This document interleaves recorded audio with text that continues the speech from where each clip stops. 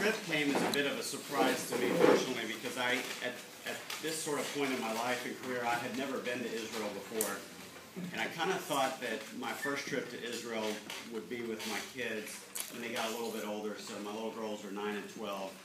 And Robbie called me up and he said, and I don't know if you made this up, but he said, the mayor would really like you to go on this trip with us to Israel. And I wouldn't back up anything. I think Robbie actually has a crush on me, and he wanted me to go. So, you know, I went on the trip, and it was such an amazing experience. You know, we certainly hit some of the historical religious highlights, but more importantly, I got to spend a lot of time with Julian. We got to spend a lot of time with a lot of Israelis that, both in business and in government, because our schedule, I don't know how Robbie did it, but I mean, about every 10 minutes we were meeting somebody else somewhere else. It was packed. And then I also led the nighttime delegation. We burned the midnight oil for editing. Yeah, we didn't get a lot of sleep either, and so hopefully I didn't embarrass myself. But we had a great trip. It was very impactful. And one of the things that I've sort of come back to town with, and I think most of you know Jesse Adelman. Jesse and I are developing an endowment where we are committed to. We're going to fund a minimum of $50,000 between the two of us for essentially scholarships, either in a matching program or flat out paying for trips for people who are in their sort of 25 to 35-year-old range. Because when I think back about being 25 years old, while I might have wanted to go to Israel, I probably couldn't have afforded to go on one of the Federation mission trips or a mission trip like that. And so realizing now that, you know, then you go through a stage where you have kids and maybe it's not, either it may not be on your agenda at that point. Jesse and I are interested in getting folks to Israel, particularly young professionals, so that not only can they see it, experience it firsthand, which it's amazing as most of you have probably already been, but also to engage in kind of local politics and support folks that understand the strategic importance that Israel has with the United States and why the United States, it's important for our support to continue there. And so, as a sidebar comment, I'm on Joaquin's finance committee, and he's running in the 20th, which was... He'll be running in the 20th, I'm certain of it, which was the sort of legendary district from Congressman Gonzalez to Congressman Gonzalez, and now next Congressman will be Joaquin Castro, so I'm certain about that. And really great news there is that he has a tremendous opportunity to go to Washington, really, and actually achieve some very serious, I hate to use the word power, but be able to ascend into some very strong committees because of the fact that that district is a very strong district, and he basically has the opportunity to be there as long as he wants to be there, as long as he does a good job and delivers, which I'm certain he will. He's going to do very well in that district, and so I'm on board. And outside of this forum, if anybody wants to be involved, just let me know, and we're going to do some fundraising and some other things that we have to do to continue his mission into Washington. But he's been to Israel, and you might even comment, you actually spent some time over there. Sure. Almost 2 weeks. Yeah. The program you participated was? It was in February of 2008, and it was by invitation of Mashab, one of the Israeli government departments, invited 20 Latino leaders from throughout the United States, and there were 3 of us from Texas who went. Myself, Adrian Garcia, who was a council member of Houston, who's now the sheriff in Harris County, and then Juan Sanchez, who runs one of the largest nonprofits in Austin. So it was a wonderful experience. Right. So it's important that our electeds not only have the experiences, and that was one of the great things about Julian getting the opportunity to go to Israel and experience it, feel it, and touch it, but that we also support that endeavor. And so I think it's very important. And so with that, I don't think our mayor needs any introduction. You all know who he is. So let him share his experiences. All right. Well, first of all, thank you very much, David, for that, and thank you for pointing out my brother. You know, folks always wonder how to tell us apart. The easy way is the wedding ring. Joaquin did have the opportunity to go to Israel a few years ago, and so I was looking forward when I went to getting to see the country and have that experience.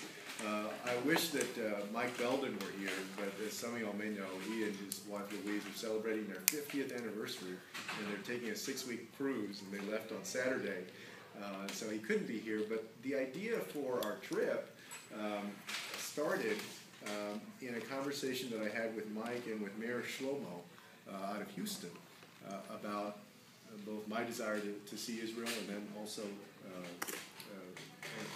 the Council General wanting me to go out there.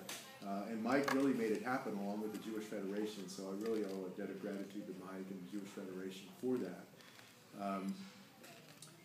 You know, for folks who are not Jewish and who have not grown up with you know, either familial stories or other sort of tellings about Israel, a layperson like myself and like my brother, you know, you come in with certain perceptions about the country.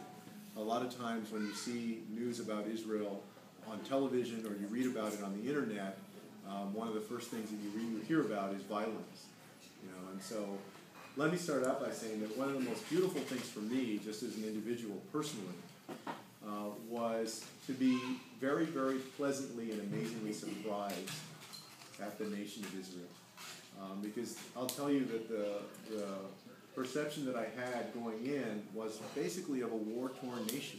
That's what you hear. You know, you hear about rockets being launched into the country. You hear about a strife that is continuous.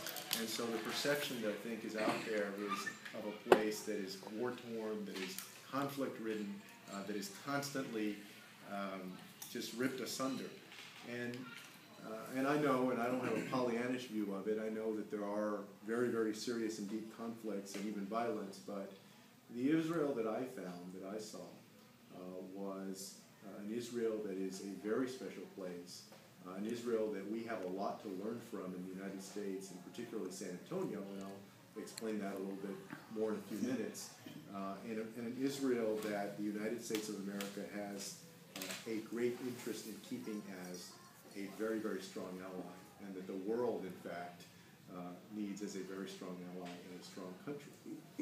So 22 or 24 of us that went first to Jerusalem and got there, and about an hour and a half after I arrived in Jerusalem, I had a little bit of time to go to the hotel, and then I had a helicopter ride to go see the country.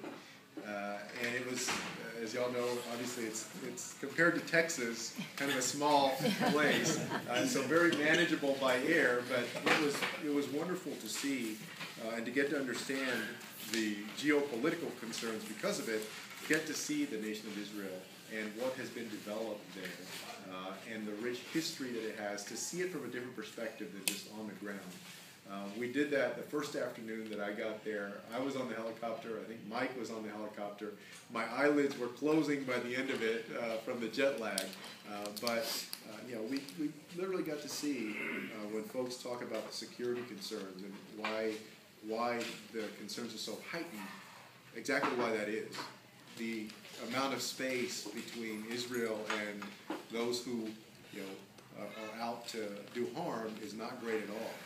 And I got to understand that, to see it, to have an appreciation for the investment, the military investment that the country has made, and the concerns that it has about the countries around it.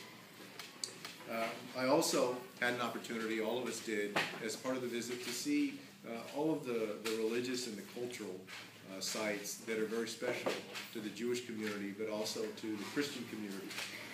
We visited the Church of the Holy Sepulchre. We visited the Western Wall. We had an opportunity to visit Yad Vashem and get a sense of the history of the Holocaust. I had not been and have not yet been to the Holocaust Museum in the United States, and so for me it was the first opportunity to get a detailed understanding of what happened. And probably what I appreciated the most about Yad Vashem was the effort that was put into telling the story of what happened to families in each country when the Holocaust as we knew it developed.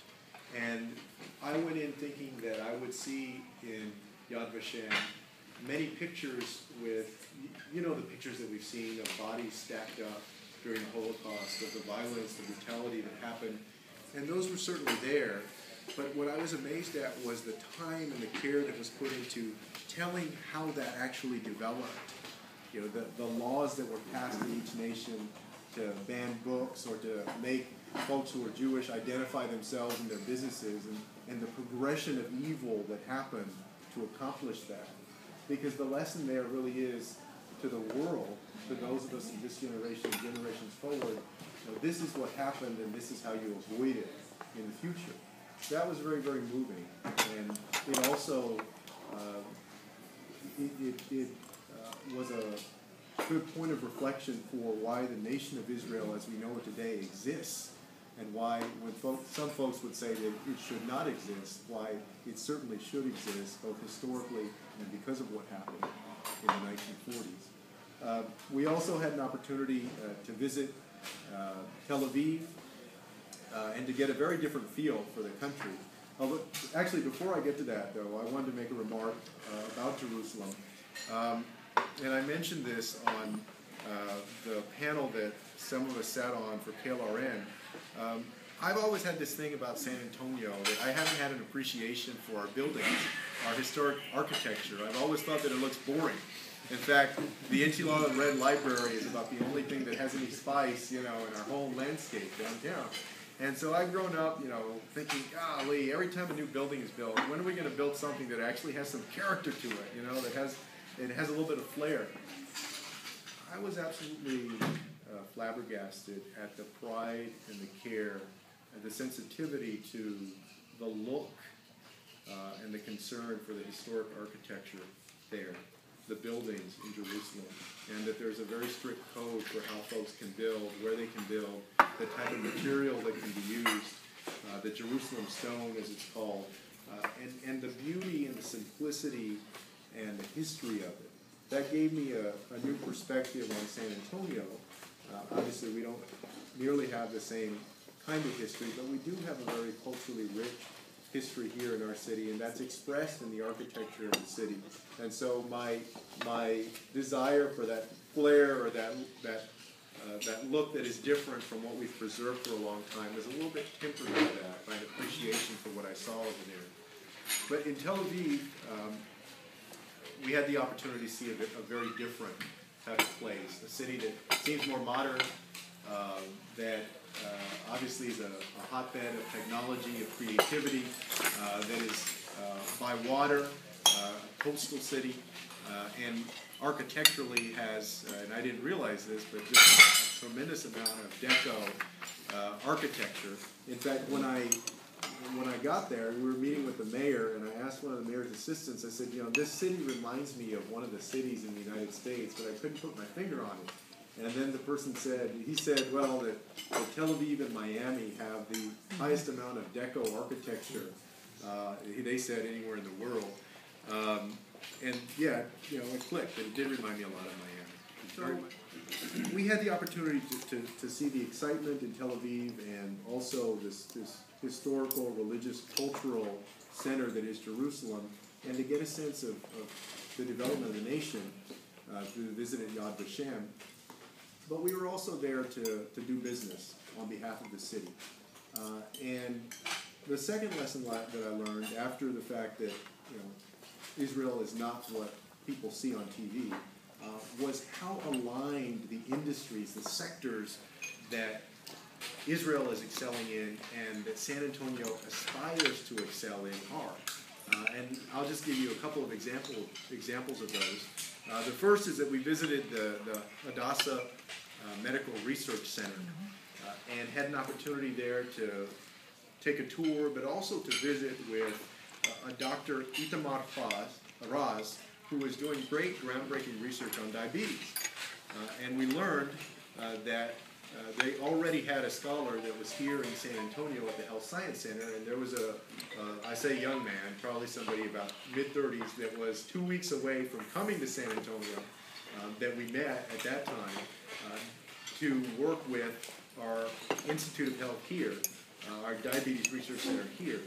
One of the things that I didn't realize at the time was that Israel has made great advances in biomedicine, and particularly diabetes, and that in parts of Israel, the rate of diabetes is as high as the Hispanic community here is in Texas in terms of the incidence of diabetes, which was a complete surprise to me. I never would have thought that. But they're as serious about research there and as successful as we are here and seek to be in the future. The second example is the example of water. What was amazing about Israel is that they have turned, people say that necessity is the mother of all invention, and they have made the most of that maxim. Of course, landlocked with enemies on their to their right and left, as neighbors, they have found a way to very successfully and economically desalinate their water. Well, the San Antonio water system is looking at engaging in its very first round of brackish water desalination. And so a group from SAWS, including the CEO, Robert Puente, went along on the trip to understand how they do it and to get a better sense of what we might be able to accomplish in San Antonio. And I might say, I think it was for the very good, because we learned that they're actually accomplishing it at a cost that was about 20 to 30% lower than what we were looking at doing in San Antonio. And as part of our visit there, the SAW CEO, Puente, got a chance to sign an MOU with the CEO of Netafim, which is the water company that serves Eilat, that is doing this work. Since that time, significantly, the representative from Eilat has come down to San Antonio, and I believe that SAWS is planning to go back there in the future. So on this issue of water conservation and how we can best use our natural resources, Israel has a lot to teach the United States, and particularly San Antonio. Just one last thing on that. I've gone around over the last couple of years, like many of us have, bragging that since 1980, San Antonio has actually been able to lower the gallons per day used from about 200 gallons per customer per day to about 130, 125 today. It's my understanding that in Israel they're well below 100 on that number. And so, how do you get to that in the future? You have a community there that is absolutely excelling on that end, on water conservation, and also water reuse and desalination. And I'm hopeful that this partnership that we've struck up will pay dividends in the future. The third sector, the new energy economy. One of the things that we wanted to get a better sense of is what is Israel doing with respect to renewables? Obviously, you all saw about 2 weeks ago, we took a big step forward in the renewable sector. CPS Energy is going to be signing an agreement to bring 400 megawatts of solar power here, as well as 800 jobs at corporate headquarters, and build further San Antonio's base of new energy economy companies. One of the first things that I noticed when I got there was the number of homes and businesses in Israel that had solar panels on their roof. I mean, their distributed generation is 10, 15, 20 times more than anything that I've seen in the United States. And that was a pleasant surprise. It's an example of what can be accomplished. Obviously, they've achieved that probably with more government subsidy than in the United States we've seen, or probably could see in San Antonio. But it was an inspiration in terms of what can be accomplished when you set your mind to it and you move in a certain direction.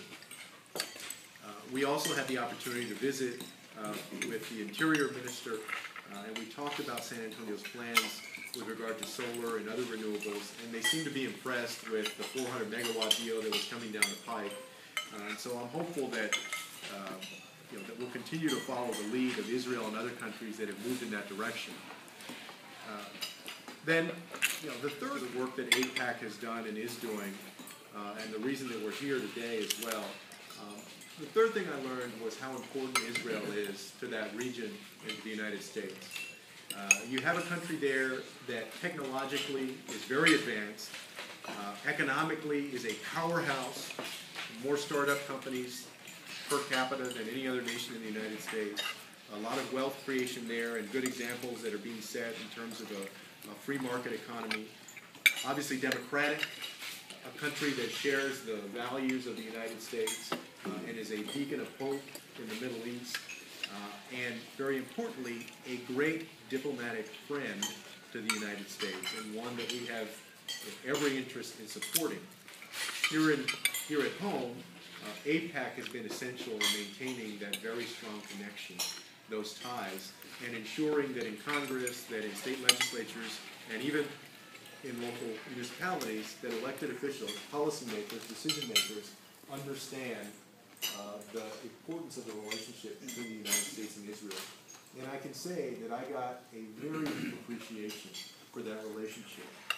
The most moving part of the entire visit for me was getting to meet with Shimon Peres there at the presidential residence, and for him to reflect on the development of the nation and also to give some advice about the future and to speak to the importance of maintaining that relationship. That was very special. And so as we returned home here, I returned willing and ready to be supportive of maintaining that very strong tie between our country and Israel, and encouraging others to go to Israel, to learn about it. I look forward, hopefully at some point in the not too distant future, of getting back to Israel and learning more about the country, because as relatively small as the nation is, we certainly didn't get to see and learn everything that we could have, and so I look forward to returning in the future. All right. Thank you all very much. Absolutely, like in awe of that meeting, and he said you just listened and were attentive, and Shimon Peres was just unloading. What did he say? And Robbie probably has a better memory than I do, because first of all, he was I think 87 at the time. I think he just turned 88. He's somebody that's 87 years old, one of these folks, rare folks that you meet, that seems like he's 55 years old, doesn't miss a beat, able to think very clearly, express himself extremely well, very stately, and I was sitting right next to him, and so I was there trying to concentrate and listen and be respectful, and probably missing about 50% of what he's saying. But he reflected on, for instance, the need for young people, folks who are in public service, to think big, to dream big. He reminded me to focus on the big things, the direction that you want to take your city in, the direction that we want to take our nation in.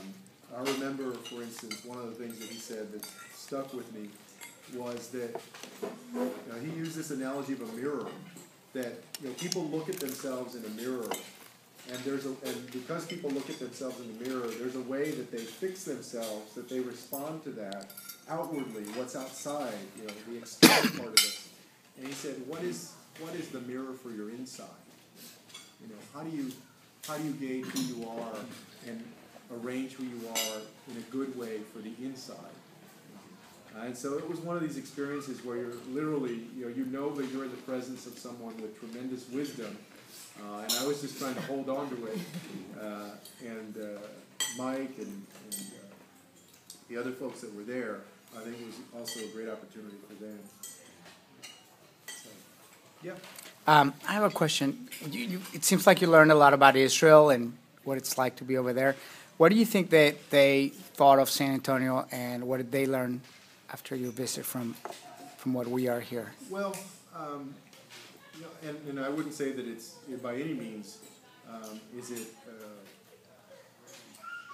special to Israel, but when we went to China, when we've gone to other places, a lot of times people aren't that familiar with San Antonio. Mm-hmm. And I think generally in Israel, probably they're more familiar, if they're familiar with Texas, with Houston, for instance, where the Consul General is. So it was a lot of telling folks, letting folks know, well, now San Antonio is the seventh largest city. Because of the demographics, we're a very fast-growing city. So I think that they were impressed. They were surprised in that sense, I think, and impressed with how much San Antonio has grown, and that it hasn't been on the radar screen as much as other cities have. I think they were also impressed with what we're trying to do in the new energy economy, and also that we were there to learn. I believe that was, taken note of there. And let me add to that, we met with the foreign minister of energy or something like that. When I don't know if it was Julian who said, but said we're going to build a 400 megawatt solar production in San Antonio. The guy almost fell out of his chair. Yeah. I mean, he said, "What? How much?" He couldn't believe it. They were so impressed. He says, "We want to see that. We'd love to have some of our Israeli companies, maybe bid on that work." They were so. You talk about snapping to attention. They were, and to get that kind of reaction, I thought was a real positive from a perspective of, like what I think Shimon Peres said, which is think big, dream big, and really push out there. And I think when you look at the new energy economy relative to the sort of the carbon challenges that we face as a nation, both from the petro dictators and from the greenhouse gases or just general problems, I think it's that kind of dialogue was huge. I think that was very impressive on their end to them, and that they see San Antonio now in a different way because they didn't realize it was that large, that we're this big, and also that the city is growing so quickly. So my hope is that we help put it on the map over there, in our small way, and that these relationships that are established will continue that. I didn't mention, we also signed a Friendship City Agreement with Tel Aviv, and it's my understanding that it was the first Friendship City Agreement that Tel Aviv has signed in 10 years. And so we were very proud to do that. We'll continue a relationship there and build it. And my hope is that by the end of it, San Antonio's a little bit more well-known in Israel, and that businesses can do business together, trade together. And adding to that, and Marty can speak to the Toyota experience that we had in San Antonio. This was in no way, shape, or form an auto manufacturing place, but for there's a woman that, one experience. There are two things. Toyota realized that the largest and fastest growing minority in the United States is the Hispanic minority, and they knew that 1 out of every 5 trucks sold in the United States is sold to Texas, and 50% of all vehicles sold in Texas are trucks. And it was totally a decision for marketing instead of a logistic decision. Otherwise, they should have been in northern Arkansas. I mean, that would have made more sense than building a truck. But if you take a look at San Antonio, that's, I'll be sure the board of Carol are in, and Mario Vasquez is the new. He will be the new president of KLRN. And our understanding now is, the new face of San Antonio and how important it is to do this. And I applaud you do this because young people have got to get to Israel to understand. They're not going to understand it unless you go there. And both of y'all approve of that. And I will also help support that with y'all because it's too important. It really is. But can you share with us your feeling about the attitude of the Israelis and their optimism? It's hard for people to understand how they keep going day to day and what their approach is. Did you get any feel for that? I mean, the overwhelming sense that I got of is of a population that is very resilient and very determined to ensure that the country succeeds. And as an outsider, I can see clearly that there are also some social tensions between the more religious community and the somewhat more secular community, but everyone seems united in the sense that this is a nation worth defending. And also the relationship with the United States must be preserved in a very, very strong manner. And I think that you can see clearly why that is, why there's both a sense of resilience. There also seems to be always a sense that there's something coming up around the corner that could harm the country because of the experience that they've had and the wars that have been fought since the creation of Israel.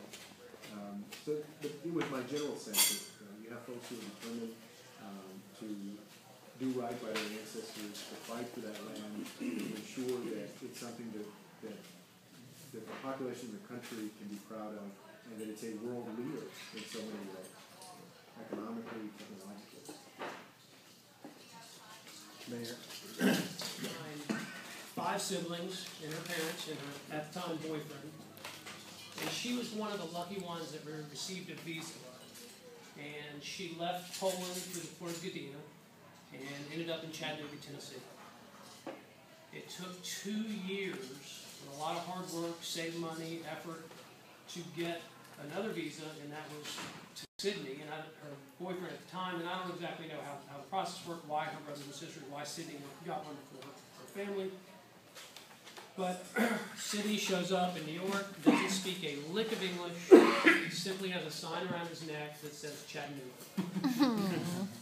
And luckily found his way to my grandmother in Chattanooga, and if that didn't happen, somebody else would be splitting the spill with David. And you know the rest of the story. You don't know her story. Her entire family, Sydney's entire family, all killed in the Holocaust. Imagine a world today with no AIPAC. Okay, no Israel. Okay, and you can imagine a situation again where 6 million of us could be exterminated. Do you think it would take 2 years to get a visa now with AIPAC where it is? No way. It is vital to the interest of Israel, American Jews, Jews around the world, that organization continue to be strong and is able to be our advocate in Washington. So thank you for being here, and thank you for the support.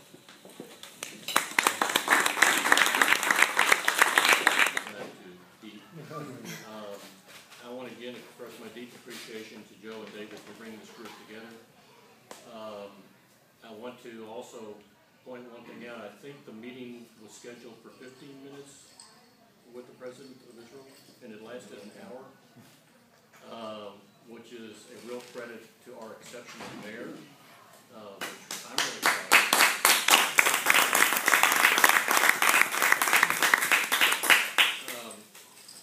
But the best closure I can get is probably what Joe just told you, but I want to just explain so everybody understands before they leave here. Is the American-Israel relationship and the survival of Israel is sustained by a lot of things, but nothing is as important as AIPAC. We've seen in the last 6 months to a year here what contentious politics is, and it's ugly. That's here. So we can't go back through the history of Israel, and it started as a socialist state, became a country of capitalism and the tugging back and forth, and incredible foresight to have a defect in their democratic system where 1 or 2% Orthodox can swing an election. That's not what it's about. We can agree about what happens over there, we can disagree on what happens over there politically or vice versa. It's about sustaining a relationship no matter what their internal politics are and what our internal politics are. AIPAC has one function, it's sustaining that relationship. It is by all accounts the 3rd most effective lobby on the Hill. And we're not going to get past the NRA.